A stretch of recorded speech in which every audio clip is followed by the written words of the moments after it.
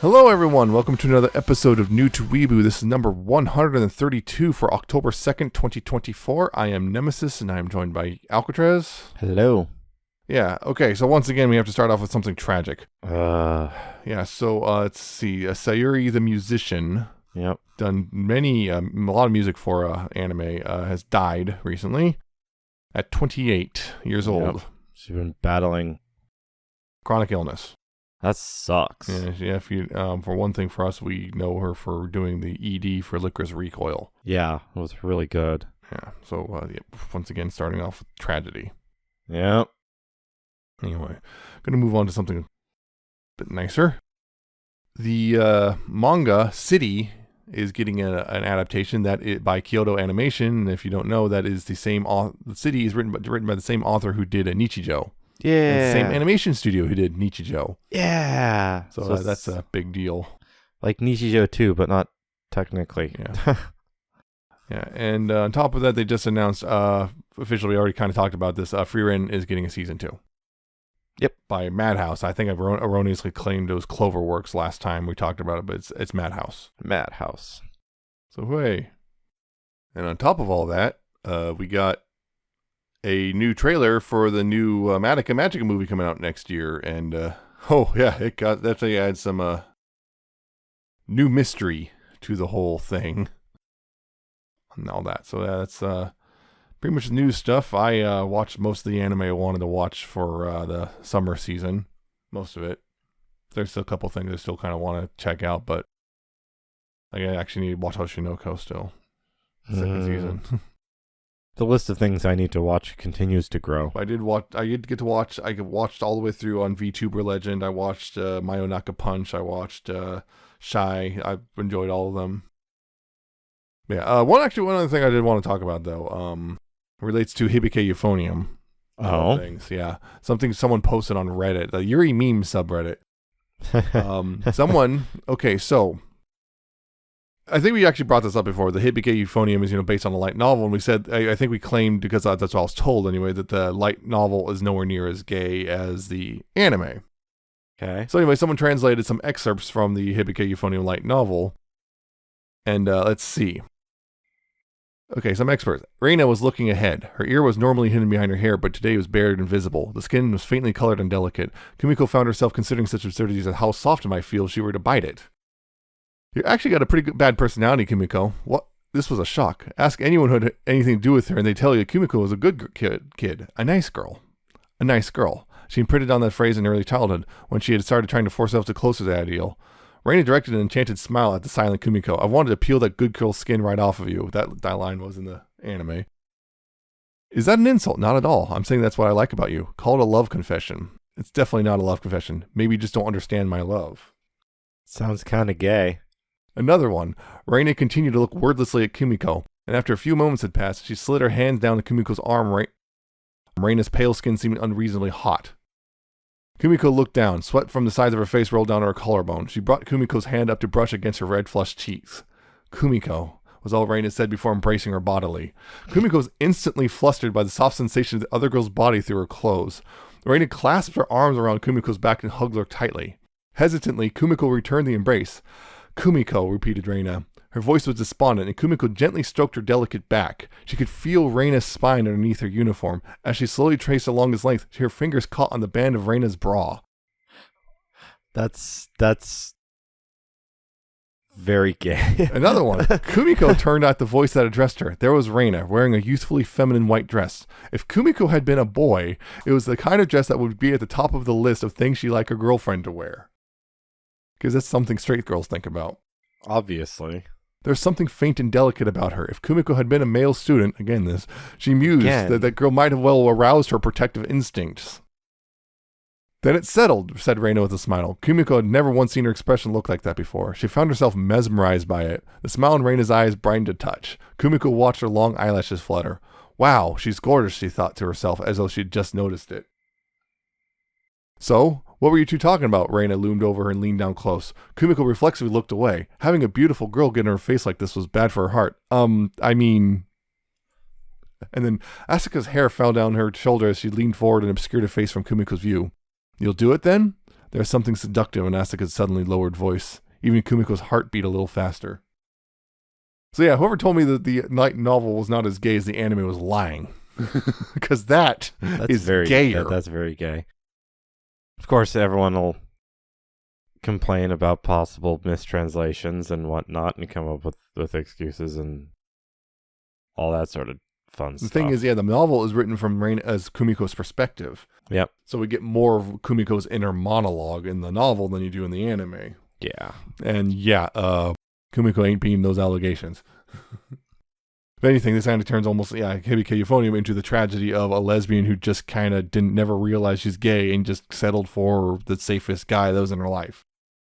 And also, here's a little thing from anime director Naoko Namada talking about the book and the author. Now, this may be a misleading way of putting it, but I think Kumiko looks at other girls, especially Reina, in a very sexual way. In the original work, the depiction of Kumiko looked at Reina is quite sensual, but it's nothing special, and girls often look at their friends or people of the same sex in the same way. Or so the original author Takeda Sensei said. It's like, okay. So, there you go. Hibike Euphonium, gayer than you even thought it was. It's funny is the author actually did go on to write several Yuri works. Yeah. It's a bummer we didn't get that in the actual anime. Yeah, what we need now is a follow-up of Kumiko realizing as an adult, and oh crap, what have I done? She's in love with her best friend and never figured it out. And that's the tragedy of it. Anyway, moving on from that. Yeah. So something completely different. It is now October. So, of course, hey, horror anime, right? Horror. Yeah, so we're starting off with the Junji Ito Collection, which is one of several Junji Ito anime things. Actually, including one that's a pseudo-sequel to this. I didn't realize it was a pseudo-sequel until recently. Pseudo-sequel because Netflix also commissioned an anthology series of Junji Ito works, which was done by the same animation studio, Studio Dean. And I'll even on top of that, it redoes one or two of the stories from this one, and has the same voice actors from those. Oh, great. So it's kind of a sequel to the point of some people consider it a season 2, but we're not going to talk about that one. Yeah. But we might talk about it in the future. It's Junji Ito Maniac. Because basically it also has a couple of stories from here, but it's weird because it's the same studio. And also on top of that, the funny thing about the timing of this is as of the day of this recording, today will be the premiere of the new Junji Ito anime Uzumaki, which on Adult Swim, which people are very much looking forward to or dreading because, well, let's just say Junji Ito's anime adaptations have not been well received. Yeah. Basically, a lot of people are saying it fails the manga, which, okay, so we're going to get into this. And yeah, this is an anthology collection, so it's a multiple story, so there's no necessarily through story for all of it, although some of them are interconnected. There's some loose interconnections. But it's 13 episodes total if you include the OVA, and most of them are pretty much all of them are, except for one, are multiple stories. Yep. And yeah, as a whole, before we get into it, it's all right. Yeah, it's all right. The problem is they're hit or miss. It's the anthology series, it's very hit and miss. The other thing is simply a lot of the animations you can tell they're straining against the budget. Yeah. There's a couple times where it's a lot of the music's just kind of the same. There's just the same music, a handful of songs over and over again for the music. So it's like, it just kind of feels like generic horror music sometimes. And yep. It's very okay. It is. It's aggressively okay. Aggressively okay. Yeah. It works. There's some highlights to it, but for the most part, it's like, it's fine, I guess. But there's better horror stuff out there, including just reading the manga this is based on, probably. Probably. The manga would probably be better. Yeah, I think it's a lot of just the anime probably didn't do a lot of it justice. Yeah. There's definitely some weirdness. I remember there's a couple goofy bits of animation. Like there's one where someone popped up in a window and it looks so bad. I was like, what? Come on. But, getting into the details, definitely, yeah, this is horror stuff. So, there's definitely some disturbing things there. So, be careful about that. I think there's one episode particularly, if you have trypophobia. Oh, yeah, there's a couple There's Yeah. Oof. So we're not going to get super into the details on this one, I think, for the most part, but yeah, definitely a couple of the stories stand out more. It's like we've done anthologies before. We did, what was it, Halo, Matrix, we did Star Wars Visions. Yep, So now I think those three. Yeah, those three. Now we're doing this one. And this one, the thing is, those thing about those anthologies was different writers and different animation studios. This one is all pretty much the same writer and the same animation studio throughout, so it's the gulf in quality is not as extreme. Yeah. But there's still definitely some better stories. Like, I think one thing that was frustrating for me is one of the characters who got 3 different stories dedicated was Soichi. I don't like him at all. Yeah, he's a little creep. He's just a little creep. Chew on nails and everything, and he's just a little creep. And the big thing about it is just it's a lot of it says somehow he has supernatural powers, but he's just a little creep and always comes back to bite him. Yep. And that's kind of the thing is like the enjoyable part is watching it blow up in his face. But it's not enjoyable, and I basically whenever it's like, oh, it's a Suichi, check it out. Yeah, it doesn't help that he's the first. It's the first episode. Is literally, Soichi. yeah. It's not a good greatest first impression. It is not. There's definitely some stronger ones overall. I feel like, which one was it I was thinking of that's pretty strong? Well, Tomie I think is the highlight. Well, Tomie, yeah, that's Tomie also is the highlight as a whole. Yeah, Tomie is probably the most intriguing. Probably is also one that helps that it's probably one of Junji Ito's most well-known works. Yeah. I like how she pops up a few times as they like reveal her thing. Mm-hmm. Oh, I think actually one of the standouts for me personally was kind of the episode "Gentle Goodbye," that was the one with the after images. Yeah, and that's the thing. The thing about the weight about that one is that stands out not because it's horror. It's actually kind of sad. Yeah, I'm trying to remember the details. I marked that one down as like that was the one with the she marries into a family and yep, they have that one. Yep, I remember images. Now. They kind of pray real hard and then their dead relatives come back as an after image until they fade up, so they can, I guess, slowly let them go rather than suddenly gone. They just kind of slowly let them go over like 20 years. Yeah, and she finds out she's an after image as well. Yeah, because she died right before they're going to get married. Yep, which is part of the reason why his parents are so cold to her. Because they did it for him. The parents don't really care. Well, to agree. Also, they know she's an after image, so yeah, it's like, why bother? Yep. But like the parents don't have any real emotional attachment to her in the first place. And the only reason she figures out because he starts seeing someone. Yep. And she's upset because, why are you cheating on me? Because I'm not. I'm not. You're dead. Oh, and then she goes back to her dad. Yep. Because she had always had nightmares about her dad dying. But yeah, it's interesting that's like, it's weird because it's not really particularly horrifying per se. It's just kind of tragic and sad. Yeah, it is, but it's really well done. Yeah, and so it really becomes a standout because of that. It is. It is definitely standout.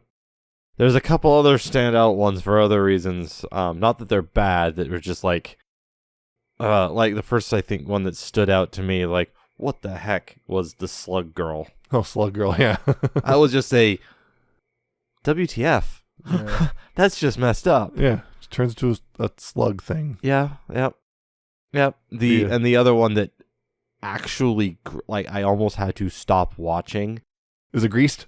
Was Greased. Oh yeah, I was so glad I was not eating when I watched that one because I remember it's like, oh right, I've seen the manga panel of this, but I didn't. I was like, oh, that is the most viscerally disgusting thing. It is the most. Oh, it's so okay. Disgusting. If you don't know, okay, so the whole thing about that one is that was a yakiniku restaurant. Yakiniku.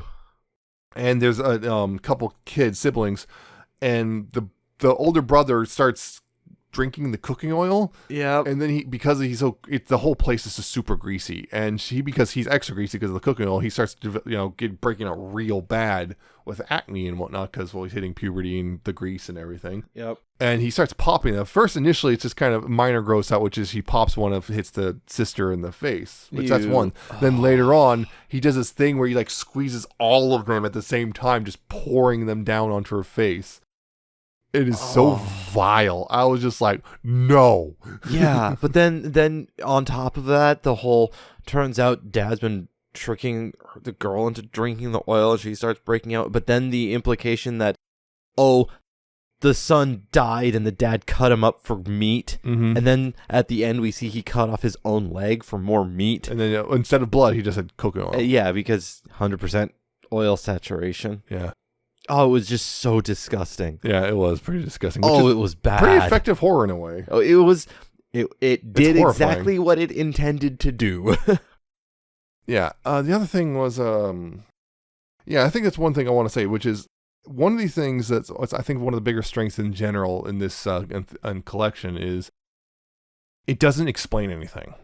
Nope. And that's Explains really nothing. effective for horror. Yep. A lot of horror nowadays really wants to explain stuff. They want to give you the tragic backstory of the monster or whatever. And here, for the most part, they refrain from it. They don't give. There's no backstory. There's no explanation. There's no like there's the one with the house, which also was a gateway to another world, right? Ongoing tale of Oshikiri collection. Yeah. Yeah.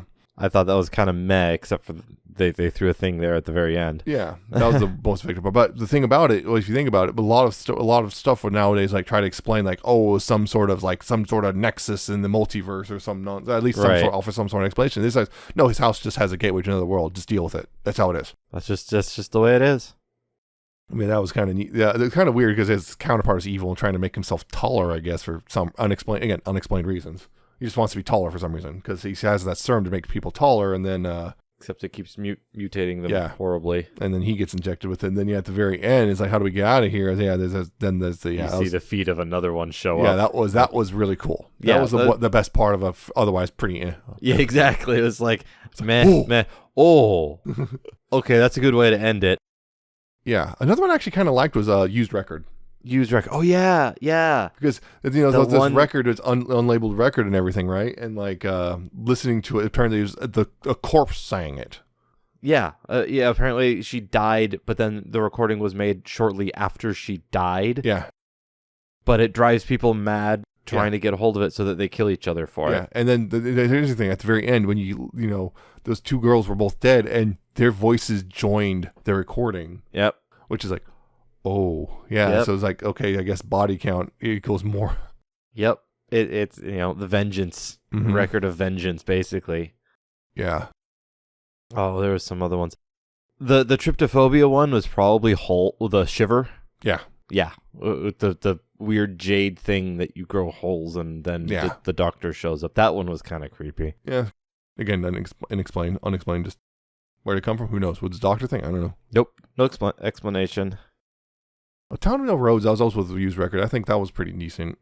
Yeah, I'm trying to remember exactly which one that one was. That was the one where like she tries to leave the town, is blocked by some weird shanty buildings. Oh, and then yeah. People just walking through houses and stuff because all these. It's really weird. And like what? Really the imagery and stuff going on that one was creepy. My issue with it was it felt kind of disjointed, like it was three different stories kind of shoved into one. I feel like the big thing I thought like the weakest part was the serial killer thing. Yeah, like it felt rather like disjointed. One because it's the town slowly encroaching on everything somehow. They don't explain that. Good, they shouldn't. But also why are people poking holes suddenly and trying to peeping Tom on everyone? Yeah. And also the serial killer, and also opening up with the shared dreaming thing that we never hear about again. Yeah. It's the weird. It felt kind of like there was a bunch of stories kind of shoved into one. Mm-hmm. But yeah, certain aspects of it were kind of creepy. Yep. Blood Bubble Bushes was... That was weird. That was weird. Maybe a little squeamish. Yeah. But yeah, the blood thing, but I'm just kind of... I don't know. That one was kind of weird. I don't know. I was kind of... It was weird. The thing about it's just... Especially the ending with the eating of your... It's just like... Yeah. Bridge was the one with the people being floated down the river. Yeah. That was decent. It was decent. How much else to say about that one? Yeah, I was just thinking about that one just because... it wasn't bad. But... Supernatural Transfer Student. That one was kind of... That could have almost led into something, the one where that transfer student shows up. I remember that one. It's like Chuny fantasy kind of a thing. Yeah, it's transfer student shows up, and then weird stuff starts happening around him. It seems like he's the nexus of all the weirdness. Yeah. And he seems to be only vaguely aware of it. Like it's almost like, I'm not sure, it's hard to tell, but it almost feels like he's not totally aware that the reason weird stuff happens is because of him. But at other times it does feel like he's fully aware of it, so it's kind of odd. Yeah, to me it feels like he knows what's going on. It's supposed, I don't know. It's supposed to almost feel like it's supposed to be kind of ambiguous. Yeah, like one way or the other. Yeah. The circus one was just kind of boring. Circus one. Smashed was interesting to a degree. That's Smashed was definitely interesting. Yeah, a little just basically this nectar that's so delicious it ruins all the food, but also make sure not to be noticed when you're eating it. Not to be noticed by other people. You have to somehow not be noticed by the tree it comes from. Which can somehow just teleport its branches and then smash you with them. Yep. Smash burger. It's great seeing someone just randomly explode. All right. Damn. Oh. All right. Flattened. But yeah, the nectar's so good you can't stop eating it because everything else tastes horrible afterwards. Mm-hmm. Yep. Painter was Tomi's that's the first one. Yeah, the introduction of Tomie. Tomie, yeah. She's kind of not a great person. Yeah, there's a whole thing there. But you kind of also see possibly why she's not such a great person. She's kind of got some things going on. Yeah, Tomie, the thing is, actual Tomie episodes are kind of her origin. In a way, yeah, she was killed by her class. Yep. Because, there's a whole thing there. Die. Something about her causes men to go insane, and, well, they lust after her, and then eventually often wind up killing her in the process, too. But unfortunately for everyone else, her body parts are basically seeds that grow into new versions of her. Yeah. So the implication that there's dozens, if not, hundreds of Tomies out there. Yep. Now. That's the other thing. That was her origin. Was she just started off as a normal girl, and then she's suddenly not anymore. Yep. Again, when they hacked her up, they just split her into multiple Tomies. I think it was 28 pieces or something, 26, 20 something pieces. Yeah. Yeah. They did that, and well, she comes back after their. Oh, hey, a bunch of them come back. Yeah. Well, one specifically comes back to this classroom. Yep. One of them. They're all freaked out. Oh man, I think the creepiest one there is the liver transplant. Was it liver or kidney transplant? Kidney transplant. Yep. Yep. Because the kidney grows. And it sticks her head out. Hi, I'm Tomie. Hi. And that's the thing. It's the weird thing. She's a monster, but also she's just for her there is a tragedy to it, which is she's both the monster and the victim. On one hand, she's like, she kind of messed around. Including literally with the teacher and the boyfriend and whatever. But also at the same time, he pushed her off a cliff and killed her. And then they're like, well, and the teacher goes, well, better just cover this up. We're all now complicit too. Yeah. Time for an anatomy lesson. Yeah, and then she starts to wake up when they're cutting her up, and we got to kill it. Stop her. Stop. Nope. Too late now. We're too far in. And also her going to the girl who got the kidney, telling her to break up with, because that was later on because one of the parts washed up on shore, and she's telling her to break up with him because because we see that one of the things she does is she just almost compulsively lies. Yeah, compulsively lies about whatever. Always just looks to lure people in. Mm-hmm. And she just Yeah, I also know a couple other things about this, which is, and I know there's more to the Tomie story that's not in this. I know the Tomies do not like each other. Apparently they're fully aware of each other, and they kind of remember each other's, they all their brains are all connected to a degree. Oh no. And they don't like each other. They don't like the idea that someone else exists who looks as beautiful as they are, because that's another thing. She's incredibly vain. Very vain. And so they often try to trick people into killing the other Tomies. Apparently there is one surefire way to kill her, actually. Fire. I'm about to say, can't you just burn her? Yeah, fire. That completely destroys her. Man, they could take that even further. You cannot fully destroy anything. You can only change it into something else. Yeah. Each particle of ash. Yeah, well. There are now millions. Apparently it doesn't work, though. An entire planet of Tomies. Apparently it doesn't work, though. Apparently not. Yeah, so apparently she's some sort of succubus who also often dies and whatnot. And there is an element of tragedy that's no matter what, men just cannot have a normal relationship with her. Yep. Also, in the the painter one, they show hey, they took a picture of her. Why does she have a second face? Yep. Yeah. That didn't explain that one. It's part of the thing with Tomy, the whole splitting apart thing. Yeah. So yeah, that's probably the single best one in the whole thing. Also, our early one was weird. Was a fashion model. Just the really tall, creepy girl. That's also kind of ties into the Soichi as well. Yep. She shows up again. She does show up. Probably kills him. Maybe. Well, I mean, they leave that ambiguous. I mean, she was going to chase after him with the intent of eating him. So. With the intent, but then they drop. He calls her beautiful. So who knows? Maybe she spares him. Yeah, who knows? But also the long dream. The long dream was the a thinker. It was a thinker. It was an interesting concept. Yeah. But yeah, of course, it kind of created one of the goofiest looking things I've seen because the guy, something about him, he ages in a weird way as he dreams, and then he turns like it just turns to dust. Yeah, but right before that, he just looks so goofy. I'm just like, okay, because he's just like, yeah, Sanu. Yep. And I don't know, it's just so goofy, and I couldn't help but laugh a little bit. But, yeah, it was. I think another standout one that was kind of creepy.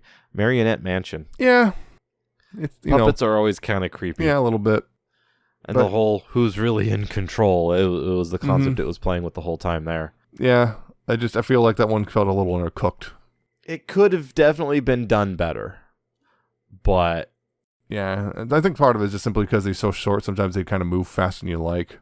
Exactly. Yeah. One of them actually kind of had an interesting concept. It was incredibly short. Was in the first episode, the Hell's Doll funeral. Oh, the Hell Doll. The girls turning into dolls, and it's very short. We turn into dolls, and then the whole thing is apparently it's implied this is a common thing because they talk about other families burn the dolls when that happens. Yep. And they're grieving too much, so they don't. And then what happens is it starts to change even further into something incredibly disturbing. Yeah. And then they decide to burn it because apparently I would almost imply that's not people don't burn the dolls because the kid's dead, which is implied that the kids might still be alive as a doll. They burn it because of what happens to it if you don't do anything about it at the doll stage. It gets worse. Yeah, so that was actually kind of okay. It's a pretty good. That one. It needed more time. It needed more time in the oven. There's no time. Yeah, it needed more time because it definitely deserved more than the one that shared time with. Mm-hmm. Soichi got too much airtime. Boy at the Crossroads we haven't talked about yet, but that's just like yeah. It was decent, but it was just like standard. It was like unrequited love and confronting your past mistakes or regrets or whatnot. And also there's a girl who gets obsessed. Yeah. With the main guy. What was Honored Ancestors? I don't remember Which one? Honored Ancestors. I don't remember what Honored Ancestors. Oh yeah, that's the dude. When the dad dies, he has to take top of his head and attaching their brains all together. Weird. So it's like a giant long caterpillar thing. That was just weird. Which apparently the fiance, first time she saw it, it was so terrifying she lost her memory. Yeah. That was just weird. Window Next Door was also kind of interesting. The Window Next Door? Yeah. Yeah, I thought it was odd. I thought the execution was a little... Although that final visual was pretty creepy. With a window all stretched out. Yeah, with her weird purpley skin. Yeah. So, yeah, it's just like, okay. Oh, yeah, Scarecrow. That was kind of... It was... Again, grief. It was very much a story about grief. Not being able to let go and then... Making out with scarecrows. And dying in the process, I guess. Yep. Join us. Yeah. And again, all the Soichi stuff is just kind of, Soichi just, does voodoo dolls. And then Soichi makes big old cloth replacements for the teachers and whatnot. And then Soichi tries to spread rumors. Yep. And almost every single time bites him in the butt, gets, caught in the woods by crazy dude. Yep. Then what was it? Gets shot in the butt by his own creation. Yep. With nails. And then, giant fashion model lady tries to kill him. Yep. It's just stupid. At least like in rumors, they're older, because I think the first two one he's supposed to be in elementary school. I think it still is a somewhat elementary school. So I thought basically they said they were like in like middle school or something by then. I can't remember. Are they wearing uniforms now? I don't remember. Not that they drew them any different, so you wouldn't know. That's what the big thing is. Are they wearing uniforms? If they're not, they're still in elementary school. If they are, they're in middle school. They were in the last one, but I don't know. They didn't draw anyone in really different for those. Like, I clearly remember saying that they were elementary schoolers in the earlier ones, and it's like, you do not look like an elementary schooler. Probably than size 6th graders then. Yeah. But yeah, I think, like you said, it's a decent, but it's a mixed bag. Yeah, it's decent overall, but there are definitely some standouts. Definitely some standouts, but I would say overall my favorites are Tomie, Gentle Goodbye, and actually Greased. Just because Greased is really effective. It's effective at what it is, but I will not watch it again. I will not watch it again. Painter as an extension to Tomie as well. Yeah, I'll just pack that one in with the other one because it's part of it. Also did Used Record. Those I feel are the standouts. Yeah. Others have just differing flaws, that either boring or just kind of inconsistent or just Yeah. Or in one case, just Hell Doll Funeral just simply it's a little shorter than like. Yeah, Hell Doll Funeral. I would have liked to see a bit more about how that goes. And again, it's also would have really been more effective if it was longer. Yeah. Is the question, If it was longer, it might have it's a hard one to say. Itself. Yeah, I'm not gonna get into the voice actor stuff because it's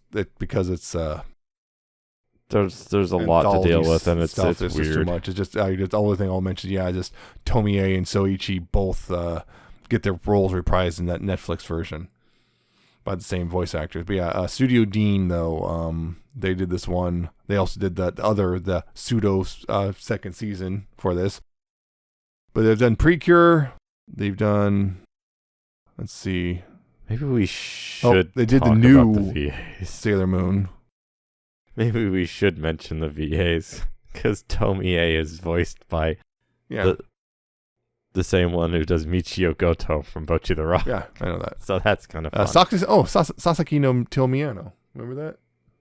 The Yaoi. Oh, yeah. We watched that. They did that one.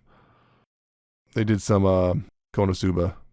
Yay, Konosuba. I still need to watch that. Yeah. Oh, yeah, that looks like it's season 2 at the very least. Oh, and then Aoni, the animation.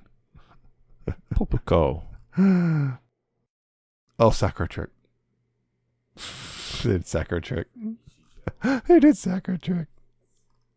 they did quite a few things. And we've just called it. Oh, yeah, look, that looks like Miku. Whomst? They did something for a couple things for Miku, it looks like, back in 2011. Downloader, Chime, and Sekiranun Kafiri. Whomst? Studio Dean. Oh, right. I'm talking about this animation studio. Yeah. Oh, Ranma. Ranma. Back in 2008. But yeah, they've done quite a few things. There's Initial D. Initial D. So yeah, again, as a whole, it's a mixed bag. It kind of errs towards the point of it's all right. Nothing particularly special though.